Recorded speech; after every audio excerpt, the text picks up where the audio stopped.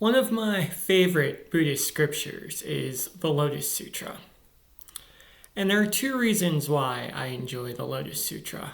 First, it's just a wonderful example of the triumphalism, the scope and scale of beauty, which is the Buddha Dharma. It does a great job of motivating us in our practice. Beyond that, it offers a very detailed explanation of upaya, or skillful means. So when we talk about upaya, what we are talking about is the idea that the Buddha never lies. However, he offers different teachings to different people based on their ability to understand and their past karma. So he might speak to one person and the teachings may focus on emptiness and renunciation and strict discipline. And that's their path to enlightenment. Meanwhile, he might speak to someone else and focus on the conventional, focus on the precepts and working skillfully in the marketplace, practicing right livelihood, for example, as their means to realize enlightenment. Both teachings are accurate. However, they are different teachings because he's dealing with different individuals.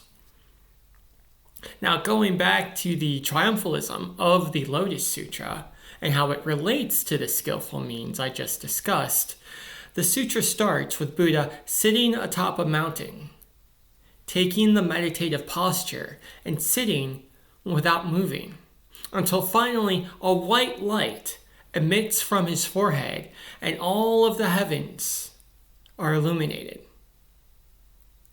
And what we see in that moment is countless Buddhas and Bodhisattvas who have taken responsibility for an individual realm and are working within that realm to save all sentient beings from suffering.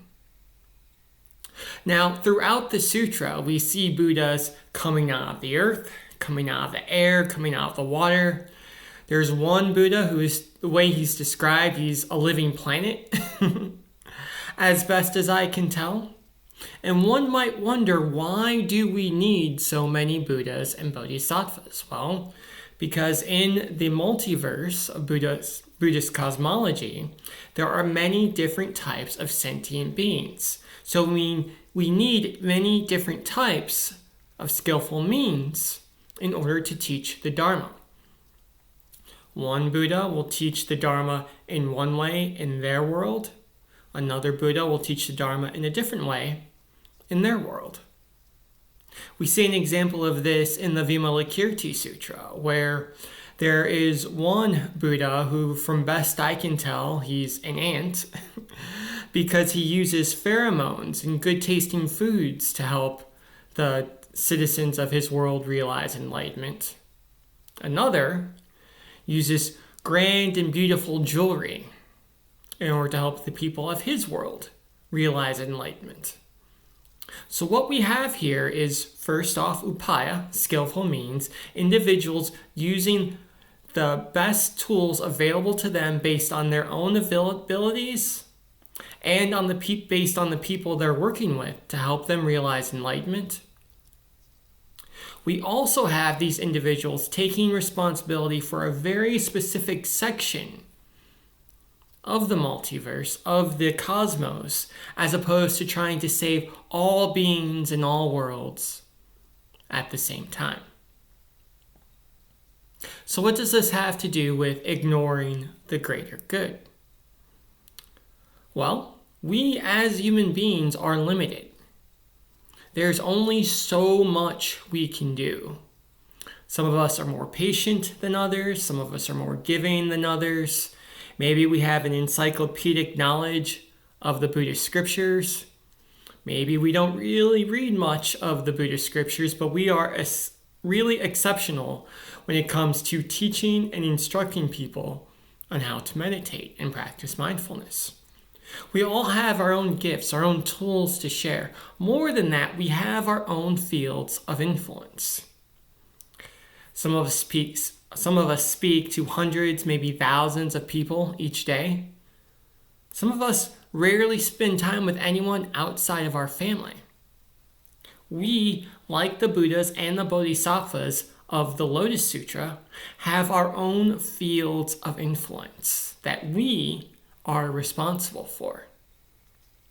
We have our own skills and abilities that we can use to teach the Dharma. Maybe it's food, maybe it's pheromones, maybe it's knowledge of Buddhist scriptures or meditation, maybe it's simply kindness and compassion. But if we try to take responsibility for all the goodness in the world, if we try to save every single sentient being, we'll fail. That said, if we simply focus on the beings within our own sphere of influence, the people in our own home, the people in our own workplace, the people in our own family, per se, using the skills and abilities we've been blessed with to help them, to lead them towards the light, then we, like the Buddhas and the Bodhisattvas of the Lotus Sutra, can practice upaya. We can practice skillful means. And while we can't save everyone from suffering, we'll most certainly save enough. And we'll pave the way for others to do the same. Amitabha.